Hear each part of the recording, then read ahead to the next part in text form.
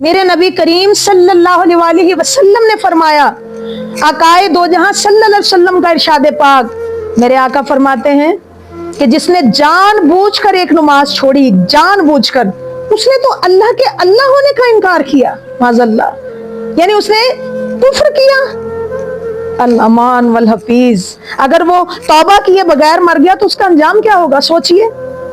फिर फरमाया आकाए दो जहां सल्लल्लाहु अलैहि वसल्लम ने जो जानबूझकर कसमन अपनी नमाज को तर्क करे, छोड़े, अल्लाह उसी टाइम उसका नाम जहन्नम के दरवाजे पर लिख देता है और वो शख्स उसी दरवाजे से दाखिले जहन्नम होगा।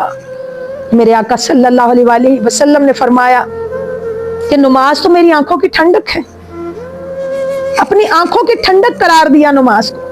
और नबी करीम से सल्लल्लाहु अलैहि वसल्लम से मोहब्बत करने वाला हो ही नहीं सकता कि हो बंदा नबी का गुलाम, आकाए दो जहां का आशिक, सरवरे कायनात का मिलाद मनाने वाला, और हो बेनमाजी, सवाल ही पैदा नहीं होता।